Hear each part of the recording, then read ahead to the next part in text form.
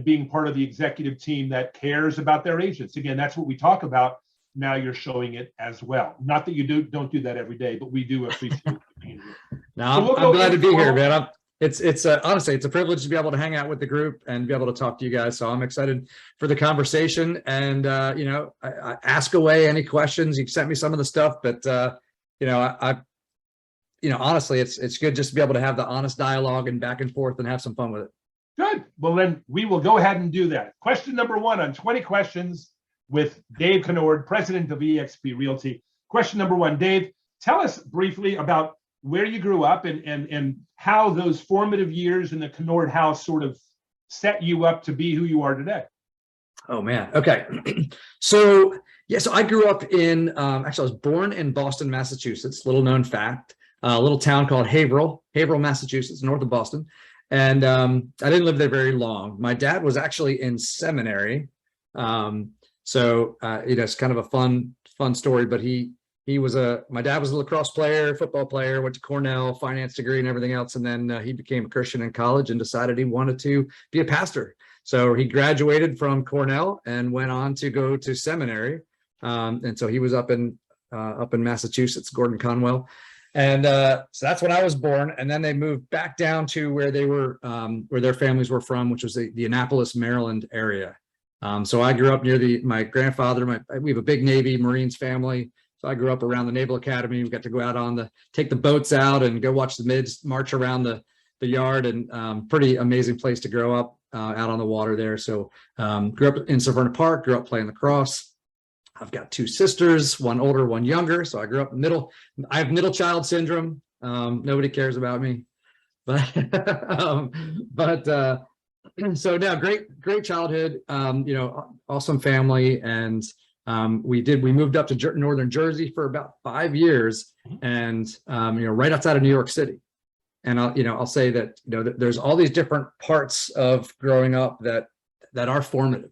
Right. So one is awesome childhood, awesome foundation. I think that confidence, as I've got now, I have 2 daughters, and they are, finishing high school and off in college. And one of the things that I focused on so much as a dad and as a parent was creating confidence, self-confidence in my kids. Right. Decision making and all that kind of stuff. And, it's not just about propping them up and telling them they're great, but letting them earn their way through some wins and figure out what they're made of and that kind of stuff along the way. So I had a good foundation in that. And then I moved up to New Jersey. And it was like a whole new world. I mean, it was much more fast paced than I was kind of a small town area originally. So much more fast paced. I got into a couple of fist fights in school and that kind of stuff. I learned how to defend myself and how to turn that around into a victory, and ended up loving it up there, and then moved back down to Maryland. So it's playing sports. I think is also a big thing going through. And I tried a whole bunch of different sports. My dad handed me a lacrosse stick and said, "You can do this and anything else you want." So I've got this is my dad's lacrosse stick he played with in Cornell, and so he played with Cornell, and he was there with the very first NCAA lacrosse championship where Cornell played Maryland, and I went on to play down at Maryland, so it's kind of fun. Sports also being pretty formative, because I think you really learn a lot through that. So that's my childhood. Yeah, well, little known fact, I guess you said Haverhill for you. For me, I lived in Arnold for a couple of years, so I lived right up here, and I moored plenty of boat right there, looking at the Naval Academy. No question about that. So love it. Yeah, that was super close. Yeah. So how did you briefly get into question number 2? How did you get into real estate originally? What was the calling for you? Well, like everyone else, I dreamed of being a realtor as a young child. And no, I think we all fall into this profession unless we were born into it, like our parents were realtors or something. International business degree, and I was working for an international telecom company right out of college during the deregulation of telecom boom era for that industry, and had a lot of fun with it. I got a job that was way over my head and way above my skill set that I had to grow into. and learn a lot. My clients were mostly around South America and Africa, Northern Africa, a lot of third world countries. We did a lot of switching stuff and everything else. It was really fascinating industry. I got a chance to work with both large government. We work with the government entities for all of these different countries. The folks that I worked for were former Westinghouse engineers, and they developed all kinds of proprietary systems in telecom. And so I was basically selling that and working on implementation with the various the countries, right? I would fly down to Caracas and meet with the Minister of Telecommunications down in Caracas, as a 25-year-old, sitting in the government offices and that kind of stuff. But also working with the entrepreneurs in those countries, because they use, especially in Africa, they use a lot of call centers and that sort of thing. So creating contracts, creating business entities, helping them structure those business entities and grow their business entities and tie that into our company and our systems, it really is so similar to what we do here, right? There's so much that's parallel in what we do. And it was really fun, and there's a lot of travel and all that kind of stuff. But when you have a family, all that travel, especially when things fall apart and it's like, hey, we need to jump on a plane, trains, and automobiles to go somewhere last minute, middle of the night, and that sort of thing. And so I determined to do something else, and I really wanted to be master of my own, future and opportunity. And I built houses to pay my way through college, and so I knew the housing industry, and I didn't really want to go back to swinging a hammer for a living. Nothing wrong with that, but I'd been, I got dirty, for all the jobs that I did. I did road construction, I did home construction, I did all those things, and I was kind of like, all right, I'm been there, done that, got the T-shirt, and so I got into the sales side, and I started selling homes, and applied what I had learned from helping these other businesses launch in telecom, and I applied it to real estate. And so there was in my mid-20s. And by my third year, I sold, and I just went back and did the math recently because I was curious about it.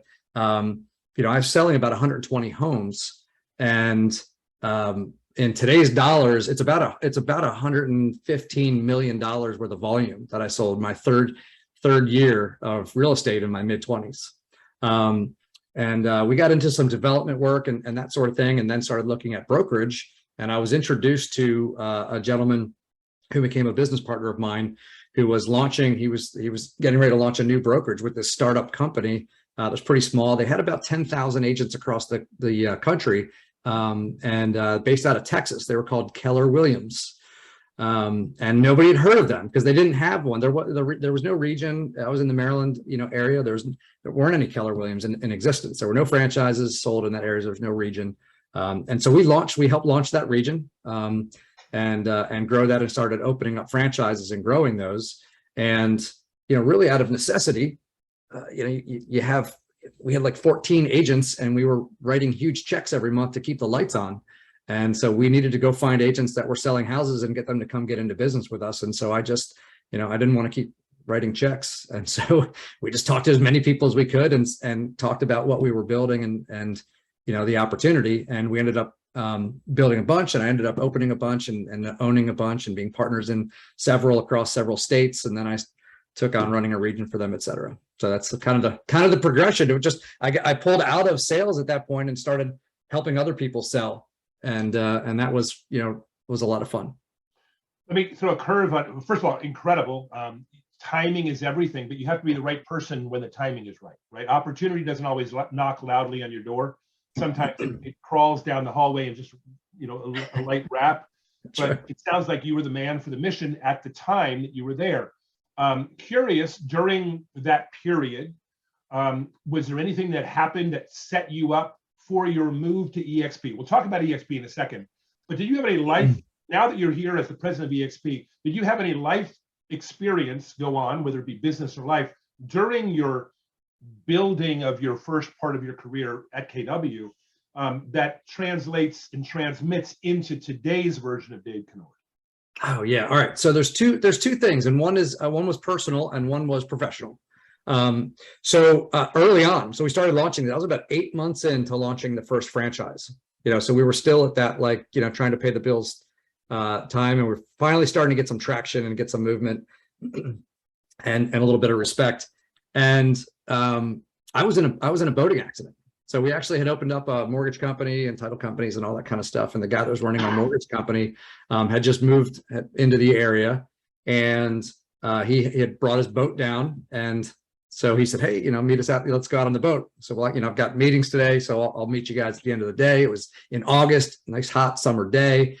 So I, after work, go down to the docks at Annapolis, jump on the boat, and and we head out. And so it's evening, sun's going down. Well, I didn't know that this guy had been drinking all day on the boat while I was at work. So he went outside of the channel markers at a high rate of speed and hit some submerged rocks. The boat came to a dead standstill. I did not. I kept going. My head hit the trim. This is a 28-foot open bow bay ladder, and so my head hit the metal trim on the windshield. I just went right forward into it. And so if you think about putting a light bulb in a sock and then smacking it against something, that's basically what happened to my skull. So I crushed my head in, and so my forehead, my right eye socket, bridge of my nose, and my right cheekbone are all titanium. So they had to put me back together again. I got the life flight. I got shock trauma helicopter out of there.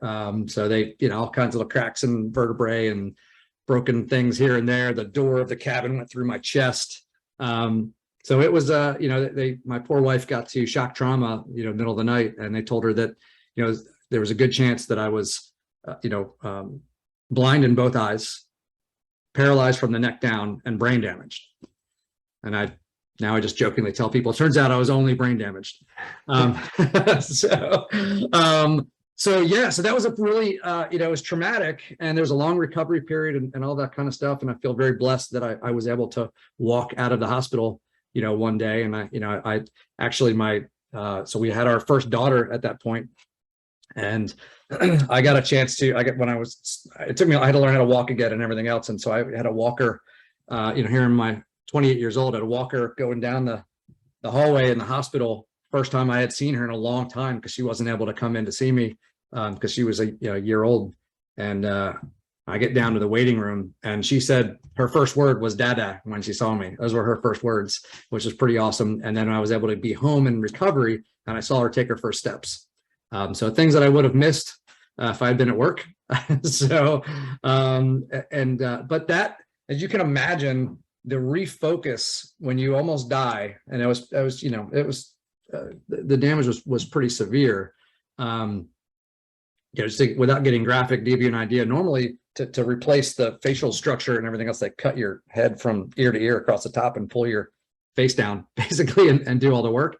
But I had so much damage on my face that they didn't have to do that. They could just go through all of the open cuts on my face to do all the work. So they went up through my mouth and everything else. So as you can imagine, the refocus that gives you in your life when something like that happens. And man, I would never wish that on anyone. It was pretty painful. And I did lose my right eye. So I have no vision over here. I have no depth perception and that kind of stuff. And that's a pretty long healing process as well. But the way that to have it happen as a fairly young person, right? Still in my 20s.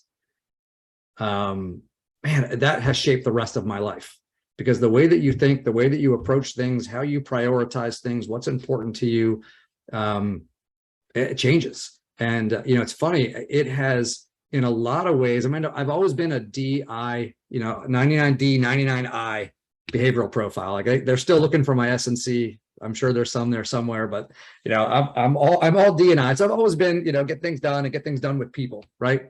Win, go in and win with the team. But, with that refocus, certain things don't bother you that used to bother you, and certain things really bother you that didn't bother you before, right? And it's amazing in that focus. And it's like, so the way that parlays into where we are now, and the fact that I even, I'm here at eXp, is I wouldn't have probably taken on this challenge before, because I didn't need to necessarily, right? And, now the sense of urgency, and also a sense of how do you contribute to the world, and what are you doing here on earth, and that kind of stuff is different. And I have a really, really, really high sense of urgency, because, the amount of time that we have to get things done is not promised, right? So, this is, you have an opportunity. I believe if you're given, gifts and an opportunity, if you're put in a position to make an impact on other people's lives, you need to take advantage of it. You need to go do it, and you need to go do it now. Don't wait. And so I think that impact has been really, really huge. So I could go on and on. I could probably talk for, an entire day about all of the ways that impacted, but the other side of it is in growing a brokerage, from early days. I'm really blessed that I had the opportunity to be in a small brokerage that started with 14 people. We grew our brokerages, so our offices were over 300 agents in each one of the offices. But, to start off with like 14 people or 17 people, and I was a launching partner. I would go launch the offices and go grow them. So we'd always start with 14, 17. Prior to the days they required you to have 40 and stuff like that, right? And so we had small groups that we would go launch in. And I sat there with them. And I was also there with those groups during the big market downturn, the crash in 07-08 timeframe. And so sitting there day by day, coaching my agents, teaching them how to build their business, watching what they go through, watching their struggles, watching their successes, understanding how they think, how they approach things, really, really understanding, what it's like to be an agent. I mean, not only from having sold myself, I only did that for a couple of years, but now I've got 20 years of working alongside my agents who were my friends, my family, right? And so really understanding what they need, how their brains work. Agents are different beasts. We think we're independent contractors, and independent is the operative word there. And so I think it's really, really important to understand how to serve business owners who are independent contractors, provide them the tools and the resources and the confidence and support that they need to go be successful in business. So having done that, I didn't come from being a corporate person to come over to be a corporate person. And so having done that and being in this role, I view, and I meet with my growth team, every week, do some one-on-ones and small groups, and talking with, Amy and Sean and Russ and Frank and the whole team, right? And we were talking about the fact that, we're this 85,000 agent worldwide brokerage, and our mentality, they're like, all right, Dave, what can we be doing to best lean in to help the company grow and serve our agents? And I said, we have to make sure that our mentality is always that this is our little brokerage, right? These are our people. How are we making sure that we're listening to how people are feeling and how they're doing and how they're succeeding and what they're running up against? So we're solving those problems on a regular basis. And supporting and creating the environment where agents feel that confidence to go out and be successful. And so that's I think that experience, having done that on a micro level, now really, really, helps us as a group build on a macro level. Great answer. We can tell, I've heard you speak a number of times, and you're always passionate about what you do. But those two stories explain to me and others that are listening why you are perfectly suited to be in the role that you're in. Because not only do you have the experience of knowing, but you have, and I'm getting goosebumps talking about this, of understanding. And that's the biggest problem. When you hear a trainer or teacher or guide or mentor or coach talk about what you should be doing, it's different when they understand what they're asking you to do. So yeah, it makes us easy. It makes it easier for us to follow you. Speaking of connections to eXp, what's the short story on how did you become connected, and how did you become an employee with eXp Realty? Yeah. So I always say, at one point, a company that I had really loved and I'm grateful for my time there. I spent a lot of years at KW. Yeah, their business model, for whatever reason, I just say they zigged and I zagged. I've always taught my people, my agents, that I've just said, listen, the real estate itself and then the company, they're a vehicle. Really, you have to understand where you're going in life and what's important to you and where you want to be and the person that you're becoming and all that kind of stuff. And then your vocation and your partners and all that kind of stuff are part of that vehicle to help you get there. And if at some point that vehicle is no longer the right vehicle to get you there, right? Or if it is no longer on the path that you need to be on, I think what the mistake most people do is they stay in the vehicle way too long. And because they get attached to the vehicle and it becomes part of their sense of themselves. And, I think that that's really important to always be assessing who we're becoming, where we want to go, and then make sure you're still on that path to get there. And so, at one point it just wasn't the right fit. I woke up one day and said, we're not on the same path anymore. And I just didn't feel, really that I was being, authentic to myself to be able to do that. So sold everything, I left. I stepped out of my corporate role at that point. I was, in a leadership role. So I resigned, sold everything, and was doing some consulting and kind of semi-retired and kind of figuring out what was next. I had a good friend of mine who was also in leadership over at KW, who left shortly after I did, for similar reasons.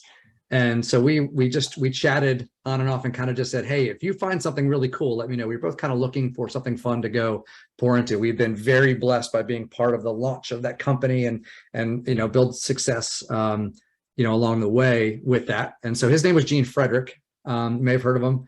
And so he and I have been friends for over 20 years. And he was actually the first guy that taught me when I opened my first franchise. He was my first instructor over there when I flew down to Austin. We've been buddies ever since. He and his wife Susan are tremendous.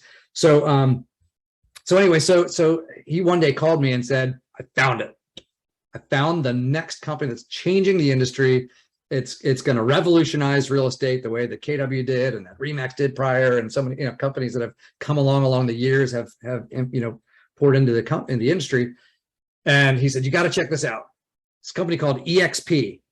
And I'm like, what is that eXp thing? So he's telling me, and he's like, they have 400 agents. And I was like, Gene, you and I both had offices that had more than 400 agents. Like, you're telling me this company is going to revolutionize the industry, is 400 agents. So I kind of laughed. And, he told me all the stuff, and I said, man, it does sound really cool, but you're Gene Frederick. You can make anything sound cool. And so, we stayed in touch, but I had gotten into some contracting relationships, and the guy said, well, I'm pretty tied up, but you run with that and let's keep in touch. And we did. We talked all the time, late into the evening. And he said, look, just meet this guy. His name's Glenn Sanford. So I met Glenn. I went up to New York City, had dinner with Glenn, and we hung out and chatted. And then Glenn and I, for the next year, talked off and on late into the evening, because he's on Pacific time and I'm on Eastern time. So it was like 11 o'clock to 1 o'clock in the morning, sometimes 11 o'clock at night to 1 o'clock. I'm pacing my deck outside because my family's inside asleep, talking about this and just kind of talking, just noodling on opportunity and where it could go and what could happen. And never really expecting to be part of it. It was just cool. I was thinking, I had my consultant hat on. And I was like, man, this, that really could go a lot of places. This is brilliant. And the more I talked to him, the more I was like, this is brilliant. I kept going on. Every time he would come to the East Coast, I'd go meet with Glenn, and talk to him. And then one day, Gene said, Dave, I have to show you this. Right? Just look. So he sent me a text message, a screenshot. And now I knew, like, I'm in the top 50 lifetime profit share earners over at KW, right? And he's in there also. He's a lot higher than I am on that. So we've made, decent profit share over there over the years, and we still get that. And so he sends me a screenshot. He goes, look, I don't normally show this, but I just want to show this to you. And he shows me this amount, and it was in the, hundreds of thousands of dollars amount. And I was like, oh my gosh, I said, Gene, that's amazing. Like, that's, you're pretty close to what you made. He was at KW for like 35 years. I was like, you're pretty close to what you're making at KW in profit share. And that's pretty awesome. He goes, Dave, that's this month. Because I was thinking it was an annual amount. And I was like, you got to be kidding me. That is, and he said, no, Dave, it's revenue share, not profit share. It's so different. And I said, all right, well, I was like, hold my beer. I was it. I was done. I was in. So I signed up for eXp. I said, I'm going to come over and grow eXp with you. Let's go do this. This is amazing. I was already bought into the concept and the model and Glenn and the vision and where it was going and everything else. But I didn't know what my role was in doing that. And so then I was like, oh, well, let's go grow this together. This is an opportunity to be a part of making history. Glenn called me the next morning. on my cell phone and said, "Hey, did you just join eXp?" And I said, "Yeah." And he goes, "I don't have a job for you." And I said, "Good. I don't want a job. I'm a horrible employee. Trust me." And so we laughed about it. I just said, "Look, I'm going to help you grow eXp. We're going to have some fun." And then about 2 months later, he called me and said, "Do you want to come be a leader in the company?" And I've been blessed to step into this role. And again, without some of my other experiences, I probably would have said no. And I actually did say no at first. But we talked about it, and he shared what the opportunity looked like as far as where we could go with this.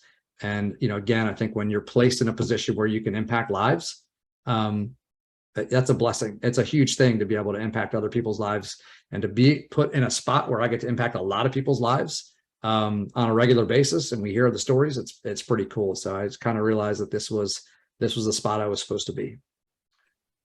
Blessing is a word we often use when training our agents how to professionally attract other agents to the company, by letting their friends or their peers know that moving to eXp was a blessing in their life, or could be a blessing in their life, is one of the terms that we as a group teach our agents. What would you say are the 2 or 3, 4 blessings that you see we have going on at eXp, the reasons why agents that aren't here, they probably aren't aware of these 3 or 4 blessings? What are the 2, 3, or 4 reasons you think most agents would find most compelling about the eXp model? Okay. So, I think the way that everything works together, it's I always call it an ecosystem, right? In eXp. So we have the eXp ecosystem, and inside of our ecosystem, I don't know a whole lot about fish and fish tanks and stuff. I always killed my fish when I was younger. I mean, not like on purpose, but but I understand the concept.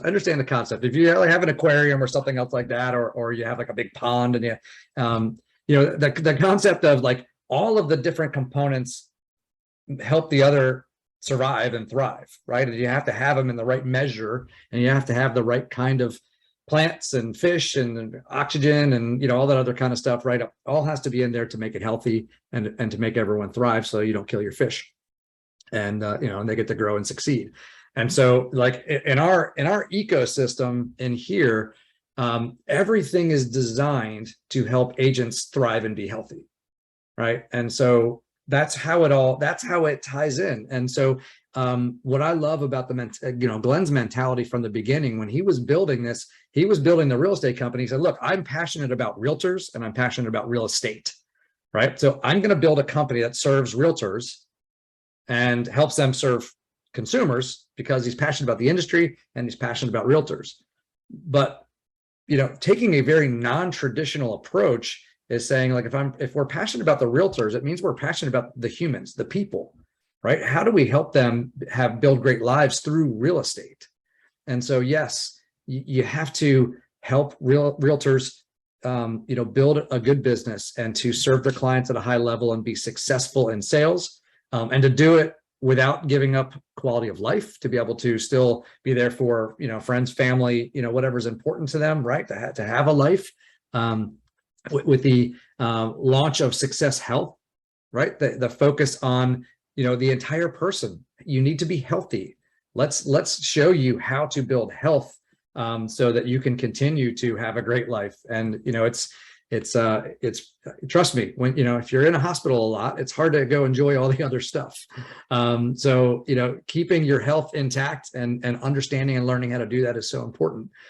So it's all of those components. So I would say that, that shows up in things like, okay, tools and systems and everything else, right? You have all of that. We've got our platform. We have all of our CRMs. We're adding a bunch of new opportunities, in that arena, but we're constantly looking at providing all of the tools and systems that agents need to go have a business that operates really smoothly, serves their clients at the highest level, and works with the way that they work. Right. So that's one. Tools and systems. We're very tech enabled, but it's not about having stuff. It's about having stuff that works. It's about having stuff that agents need and they understand how to use to get the results out of. Right. So you got tools and systems over here. Then you have your support. Right. Incredible brokerage team. Part of this virtual platform is the fact that we don't have to just pick from the talent pool in one local market. We can pick from the talent pool globally.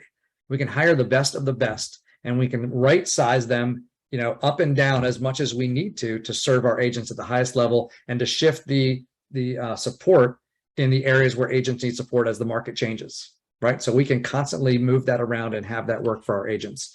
So that whole entire support system, from brokers all the way through accounting and tech support and everybody else in that structure right there.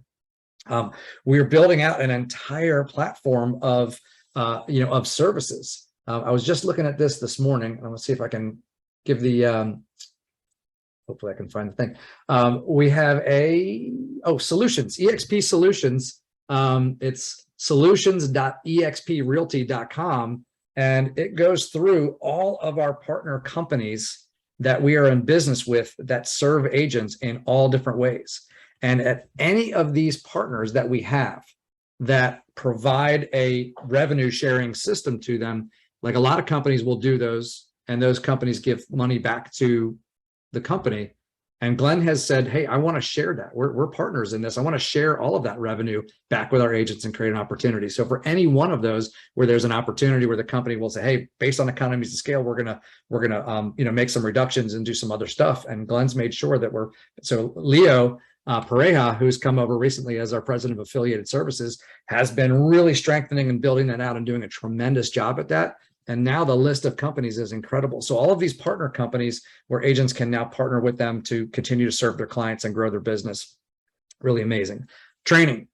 The training platform that we can create here is unlike anywhere else. And here's you mentioned the fact that someone who's been there and done it, when they're speaking to you and teaching you, and they've lived the life and they know it, it makes a big difference, right?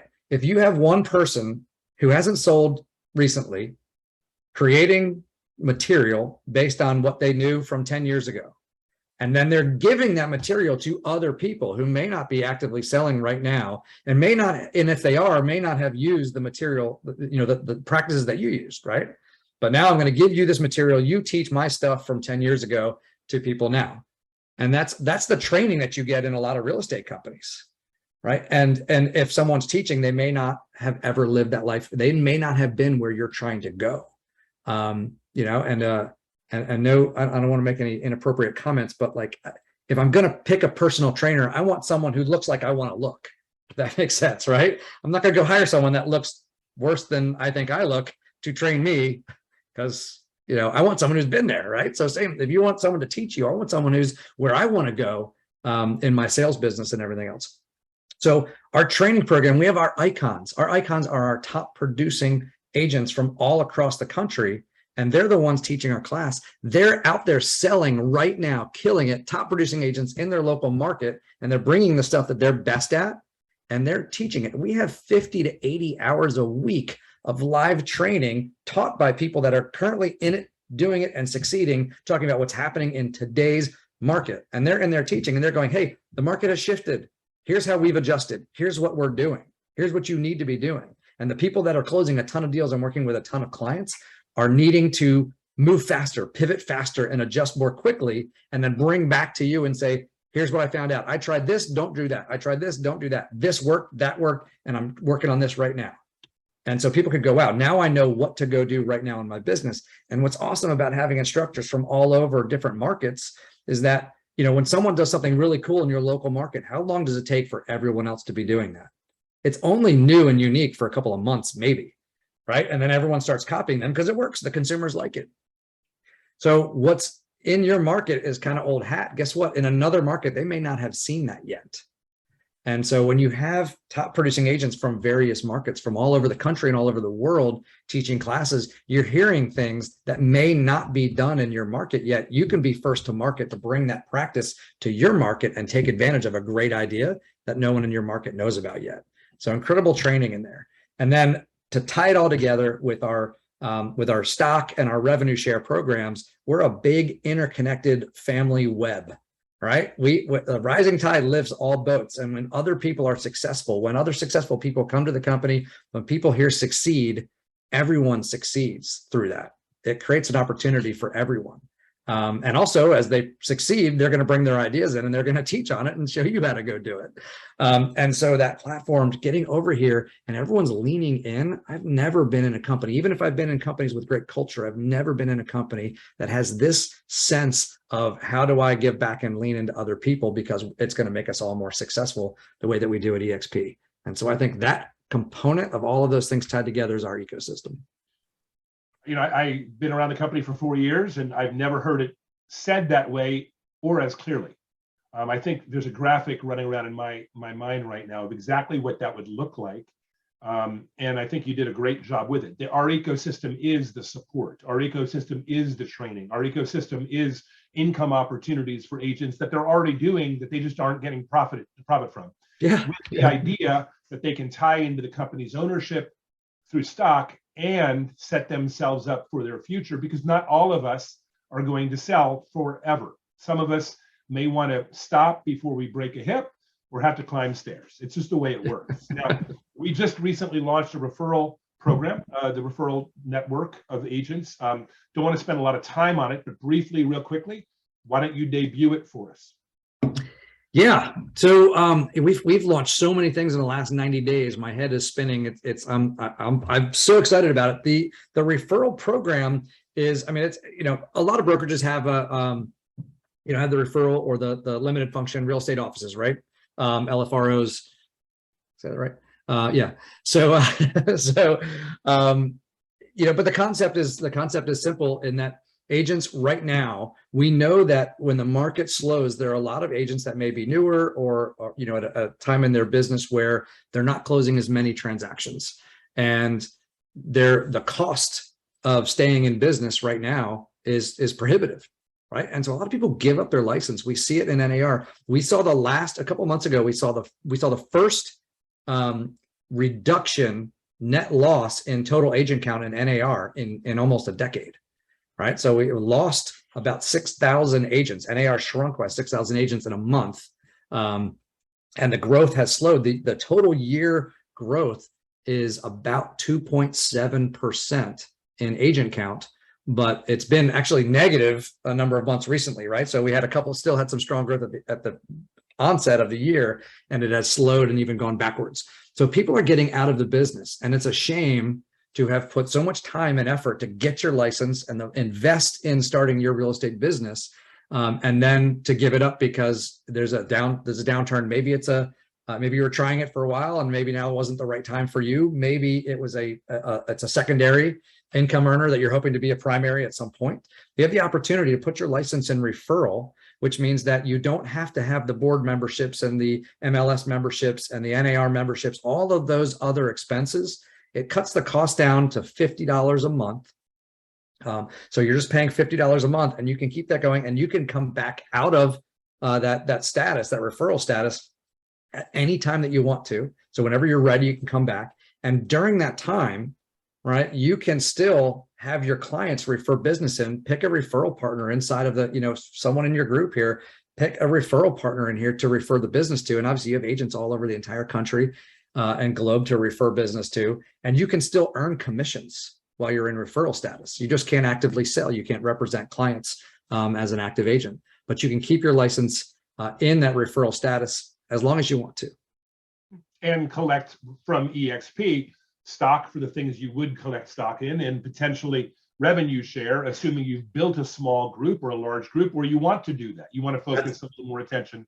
That's exactly right. Yeah, if you put the effort into launching getting your license, right, and then you don't want to walk away from that. If you've also put any effort into earning any stock, if you earn stock for your efforts from the company as we give you stock, and if you've earned revenue share by attracting others, you don't want to walk away from all of that. You'd be crazy to. So, you know, step into this referral status, and then hopefully you have the opportunities, and when the market comes roaring back, which it will, that you have that opportunity to keep going. But you still can earn revenue share and stock per usual, and participate in the equity program and all of those things. Well, again, we're always in the front end of thinking what's next, because we're thinking about agents first, not broker owners or regional owners. You talked about brokerages in a difficult time, and we both know, we've been through the industry a number of times where it's gone up and come down and gone back up. We know that right now that there's a settling. prices aren't necessarily coming down drastically, but volume seems to be receding a bit. And we don't know how quickly, and a lot of that may depend on political and some of those things as well. But we know that brokerages have not necessarily been a focus for most of the eXp agents. We've been attempting to attract other agents. We partnered with about 450 or 500 brokerages over the last 12 months, give or take. And there are brokers listening right now that have been working for years to set up their brand, to set up their team, to set up their structure. They have their office. What would you say to a broker that has worked hard to set themselves up as the independent person they want to be, and why they should look at a partnership with us? Yeah, that is a great question. So, you know, to the broker owners that are out there, you know, I've lived your life, you know, for 2 decades. You know, went through launching the blood, sweat, and tears of growing the business and entrenching myself in our agents and our business and our brand in the local market, and everything that means. And it feels good to do that, right? To have your own business and that sort of thing. The way that I encourage you to look at this is that a partnership with eXp is incredibly different than, you know, selling your company, from walking away from what you built. It's incredibly different from, you know, really any other merger, acquisition, or something else like that. I want you to look at it as the next step in the business evolution of a successful entrepreneur. Okay, so you start off as a solo agent. You start your business, you start selling houses. When you've built that enough and you're selling enough houses, you need leverage. And so you bring in you know, your admin. You start to bring in administrative team, support, transaction coordinators, and everybody else. And, you know, at first you may net a little bit less than you net before, because you got to pay the salaries and you know, the money to hire those folks and everything else. But if you hire correctly and they do the right things, your business grows and your net grows beyond that, right? And you keep going. And at some point you need to hire a buyer's agent. And so you leverage again and you bring in a buyer's agent. And so now they're out there closing deals and they're driving the buyers around and they're closing transactions for you. You're getting a portion of the commissions. Now you're not getting the amount you used to get, right? Because you have someone else doing a lot of the work for you and they're out there closing deals, but that creates this leverage and you can have multiple people doing that. And so if you do that properly, right, and you have enough of that business going, then your net again has a growth moment, right? And it allows you to grow. There's only so much you can do on your own, right? And so you grow, and then you have listing specialists, you build a huge team. But as you build a huge team, you pull yourself out of production as a requirement, because you have to lead your team. For your team to operate properly, you spend a lot of time leading your team. You spend a lot of time supporting your team, encouraging your team. Now you've got staff and you've got people that don't show up, and you're running a business, you're running a company right now, inside of a company. And you're doing all of those things and you're building that leverage. And so your time from your own production is pulled away. And at some point you're going to hit a ceiling of achievement on that as far as how big you can go with that team. So the next point, the next growth point that people typically will go to at that point, they'll start looking at opening a brokerage. Because if I have a brokerage, I don't have to have quite the same oversight on the other agents that aren't on my sales team.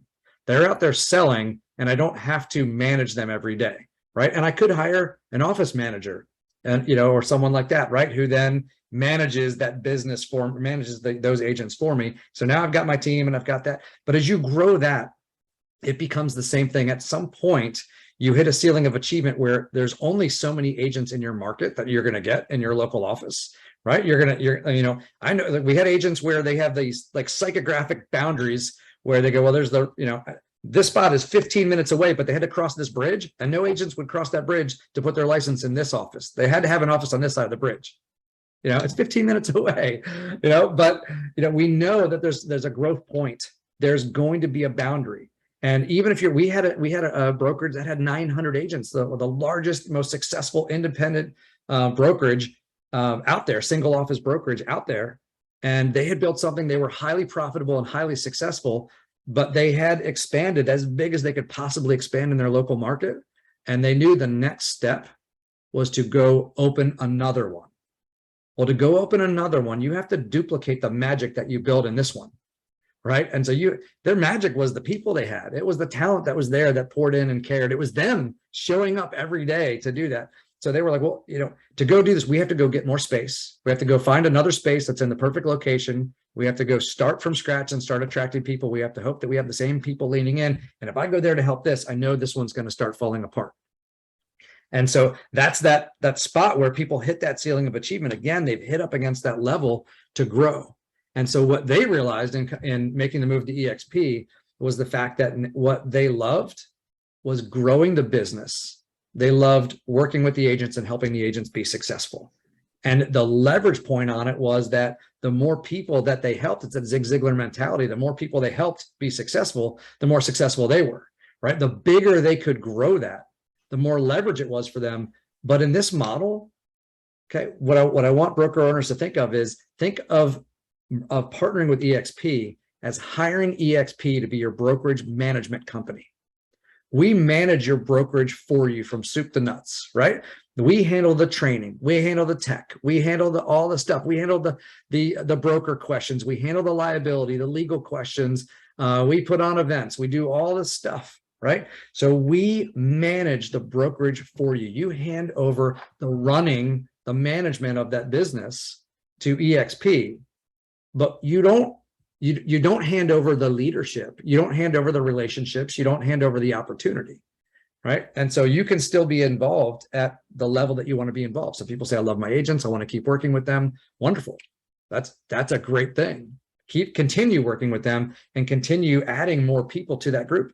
But now you have no borders. You have no boundaries. You have no expense. You want to go grow in an entirely another market, another state, another country. You can do that without spending a dime. So you can expand your business and get larger and larger. The leverage is still there. And if you think about the expenses of running the brokerage and the liability of running the brokerage, right? You have to look at what is your actual net per agent and then compare that to the revenue share, right? Because a lot of broker owners I talk to, they look at their gross, they look at the split that they get. And when we break it down and look at how much they're actually netting from the agents, each agent's in their office, especially as the market begins to contract. And what does that look like? And how much are you going to have to spend to compete against larger companies who are providing more and more technology and more tools and support to the agents, and the ever shrinking, commission split that happens in a lot of brokerages? The actual net is typically getting smaller year over year, and so this is an opportunity to hand over the management, hand over the liability, hand over a lot of the responsibility and the constant investment into technology, tools, and support, and have a platform that you can't outgrow. You can now grow on that platform and leverage it and still get paid every time one of your agents closes a transaction that creates company dollar. Excuse me. Phenomenal answer. It sounds like, if I can glean from that, and you ended with it, the three main reasons why brokerages should evaluate a partnership with eXp is because of, number one, that they can lay the management side of the number crunching or the responsibility off if they want to. Number two, they can lay all the legal liability for the most part off completely. And lastly, they don't have to be concerned about the future of investment, whether it be investment financially into systems or financially into finding new agents, replacing the ones presently that they have that for some reason leave. That's what it seems like. I summarize what you said. Let me ask, because it opens up another question. We both know, you and I know this because I've been here 4 years and you've been here quite the while as well. We know that top agents from the brokerages we're talking about are going to see eXp. And the other benefit that a broker has, I'd like you to speak to this, is they can add our benefits to their benefits and reduce the liability side completely. So if they can offer their agents what they have and what we have, it's better than what those agents signed up for in the first place. And now they're not at risk of losing those agents that see eXp and have to leave the brokerage to go get it. Can you speak to that a little bit? Yeah, I think there's two really important components to all of that. One is, hopefully the broker owners care a lot about what's provided to their agents, right? And so, I think number one, when you're not saying, hey, I sold the company, right? Because we don't buy brokerages. We're not writing you a check. We're bringing you into partnership and sharing the income moving forward from what you've already built. You're not walking away from what you built. You're not turning it over and handing it over to someone else. And you're not, taking a check and then, you're saying, hey, I care about my agents. I'm going to bring them into a company that's going to give them more opportunity. I can continue to serve them, as you mentioned. I can continue to give them the things that I give them, but now they're going to add this entire huge platform of opportunities that eXp provides. And eXp is going to continue to provide. And, we use Net Promoter Score to track how we're doing for our agents. Our Net Promoter Score is always over 70, which in the real estate industry is unheard of, right? It's an extremely high score. It's not, out of 100. It's out of like, minus 100 to positive 100, and we're at positive 71. Right. So if you look at that scale, that means that our agents are extremely happy here. That means that we're getting the positive response of agents being taken care of. And it's how we guide how we're doing, as a company and serving our agents, is their constant feedback every month, going through and getting that score, getting that feedback from our agents and surveys. So you can bring them to a great place that will take care of them. You can feel good about, about partnering with a company that cares about our agents and that serves our agents and helps them succeed, and that whole ecosystem that we talked about. Bring them in, add your stuff to it as well. So there's the side of what's in it for the agents and why would they want to go here? Well, the answer is they're coming here anyway, right? We're growing faster than any other company that the industry has ever seen. The agents are coming. And you've probably had some of your agents join us. So, it's, get ahead of that and be a part of that wave and part of that movement, and take advantage of partnering what you've built to create the long-term opportunity. And then that also ties into, for the broker owners, that long-term opportunity for them, where as it grows right now, as they don't have the opportunity to necessarily grow outside of their local market and grow the way we grow. It's not just right now, you're getting paid on your agents, the deals that they close. But as this grows, it's those agents refer people who refer people who refer people who refer people. And as all of those people that you've never met close transactions, you're also getting paid. And so the leverage point that it creates for you and the exit strategy that it creates for you as a broker owner is something that doesn't typically exist. I've been consulting broker owners in transitions and mergers and acquisitions for about 17 years. And we've been doing, as you mentioned, hundreds and hundreds of these every year now for the last several years. And I'm talking with almost every one of those broker owners and talking about, what's your exit strategy?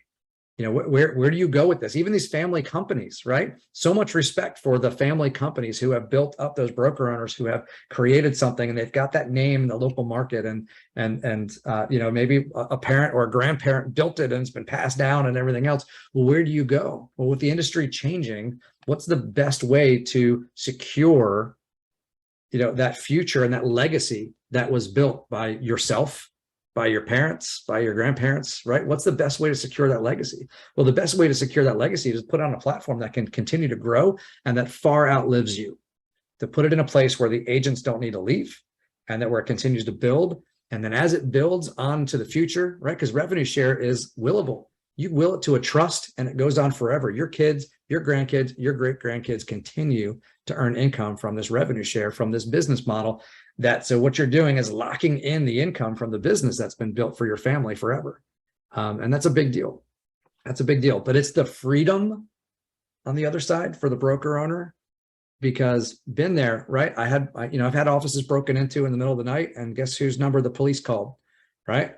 They called mine, and I was getting dressed in the middle of the night and driving down to my brokerage office to go in there and figure out and getting all windows boarded up and dealing with the insurance company and all that kind of stuff. Those things happen. I guess when they happen, when you're on vacation, or when your kid has a school recital or whatever it is, or, all of those things, that's when they happen. Well, you don't have to worry about those things anymore. And that there's a lot of freedom as this continues to build, to go dial into what you love, where your passion is, serving and helping other people, building a business, but not one where you're tied to all of the minutia of it every day. Let's close with 3 elevator pitches. First of all, thank you so much for your time today. Phenomenal. We definitely got more than I expected. You went into depth in areas I didn't expect you to go, both personally and professionally. We want to thank you for that. Because you've done that, we know more about who you are. We understand you, and we clearly understand more that you understand us more than we thought before. So thank you again for for joining us today. Let's start with this. We were just talking about brokers and why brokers should come. You've been in meetings where you've talked to brokers all the way through to the finish line, and at the end of the finish line, they decide not to come through the checkered flag here. They decide to stay there. What would be the number one reason why you think brokers stay where they are, but should have moved ahead? Now, I want you to understand, I understand some brokers shouldn't partner with us. We get that. But the ones that should partner with us and don't, what would you attribute that to in a quick bite? Yeah. Well, I'm just going to be real. Ego is probably the number one. And it is what it is. But man, ego kills opportunity all the time. And so, if that's where you are at any business opportunity, never make decisions based on your ego. You have to look at the opportunity. You have to look at the long term and what you really want. And I've heard a saying that says, don't give up what you want most for what you want now. And I love that saying. So ego is a big one. It's just kind of like, I built this and I'm the broker owner and I'm the whatever, and I'm the big wig here and all of those things. And I'm going, yeah, but what is that getting you? And how is that getting you towards your personal goals? So again, I'll go back to my illustration on the vehicle. If your vehicle isn't getting you where you need to be, you got to get out of the vehicle. You got to change. So don't let your ego stop you from that. So ego is one and fear is the other. I mean, it's what I hear a lot is we look through and they go, okay, well, this is based on, my income now becomes revenue share, and revenue share, it's not guaranteed, because what if it doesn't grow the way that you say it's going to grow, and all that kind of stuff. And that's something where they go, I know this. And I guess, the devil is safer than the devil you don't know. And so there's that fear of, what if it doesn't work out? What if it's not this? What if it's whatever? And, people will stay. And we know that people typically will not move until the pain of staying where they are becomes greater than the pain of the fear of making a change, right? Overcoming that fear. And if where they are isn't painful enough, then they typically won't change, even when they can see the opportunity in front of them. And I've had them say, you're right. It looks amazing. I get it. I get the opportunity. I see how big it could be. I see everything else like that, but there's some safety and security. And what they say, a ship is safe at harbor, but that's not what a ship was meant for. Right. And a lot of people just have tied up their boat and they've, they're just staying, they're playing it safe. I like to think of it, and I say this to broker owners all the time. You see the growth of your brokerage, and by partnering with us, we could just get you there faster and bigger. That's it. If they have visions of more, let's find out how we can do that. Second, and they can do real quick. They can do great things, right? I mean, I've talked to so many incredible broker owners who have built awesome businesses, and I'm like, hey, you can build this. You can do more. You can succeed at a higher level, and you probably will. But which one would you rather? You want to take the elevator or the stairs? Right. All right. And so latch on with us and let's get there a little faster. Second question is this. I always ask this to the people. It's right out of left field, which is literally the term itself. If you could have done something else with your life, would it have been left field for the Red Sox? Would it have been guitarist for the Rolling Stones? If you could have done anything else, what would you have wished at this point you'd have done? I'm a lacrosse player, so I would not have been playing baseball. But gosh,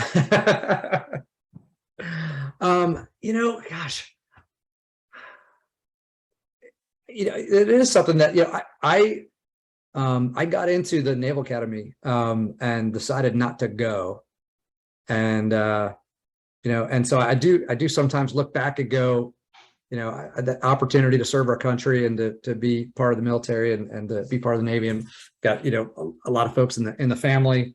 I think that's probably the other path that I would have taken, and enjoyed serving in that way, and figured out where that would have gone. But God's got a plan, and I try to follow it the best I can. So this is a good spot, and I think building businesses. I've always told people, it doesn't really matter the industry to me so much. I do love real estate, and I've been in it most of my career, but I think if you get a chance to work with people, serve people, help other people be successful, it could be in being successful at anything. It doesn't really matter. I think that's really what I'm passionate about. As a father of an 18-year still serving Marine, I can say you would have served people in either way. One without us knowing it all that much, and one definitely as a forefront leader with the company. Last thing, 30 seconds. You meet me, we're at a restaurant, you find out I'm a realtor. and you're going to give me your elevator pitch just to look at eXp, what would be the 30-second elevator pitch if you'd, hey, Dave, Eric Golden, yeah, I've been with this company for a number of years. What would you say? You know, for me, it's all about a needs analysis. So I'm always going to ask about how's your business going? You know, and people a lot of times like, oh, it's, you know, some people will be very honest, but a lot of people are like, oh, it's great. You know, and it's like, you know, that's awesome. Is it, you know, for this year, is it going as great as you thought it was going to go? Because I want to kind of dig in just a little bit and everything else and say, man, you know, so I'm partnered with a company that really has an incredible platform that's helping agents blow past their goals. You know, would you be interested in taking a couple of minutes where I could share with you what we might be able to do for you? I mean, it's really, I want to find out about their needs, and then I want to ask them. I've always been kind of short and sweet and to the point when it comes to that. And then if they say yes, you know, I believe in, and this is actually my uncle, he was a Marine rescue pilot. And, you know, we talked about saving the ones that are swimming towards you, right? You're a rescue swimmer and everything else. And so I'm looking for people that are looking for opportunity, looking for a better life, right? That are out there seeking and trying to do something great. And, you know, you can waste a lot of time caring more than someone else cares about their success. And so I think the fastest way, I want to look for the people who, you know, I don't want to forget about the other people. We're going to give them an opportunity to jump on the boat and to be saved. But the first people I want to go after, where I want to spend my time with, I want to spend my time with the people who want to do more, to be more, to create something and to serve others. And so that to me is, I want to, you know, I ask a couple of leading questions on that, and I can pretty much find out right away if they're interested. If they're already making excuses, then it's like, you know, hey, be careful what you fight for, because you're going to get stuck with it. And if your excuses are out there about, you know, oh, this and this is fine and this is good enough and everything else, I'm like, all right, well, good. Guess what? You get to keep that. Yeah. So good luck. I want to find the ones that go, there's a way to be better. There's a way to do more. I'm interested. I may not say yes, but I'm going to listen. And those are the ones I want to talk to. One of our favorite things here with the Freedom Team, we talk about you're looking for the person that's looking for you. It sounds like you summed it up perfectly. Today, we were looking for Dave Conord, eXp president, 20 questions in an hour. Thank you, Dave, for being here, for leading from the front loudly. And we appreciate you doing it that way and always having our back as well. So thanks again, Dave. We'll put the recording together and we'll send you a copy. Awesome. Thank you, man. Thank you, everybody. Appreciate being with you. Be well. We will. Thank you, sir.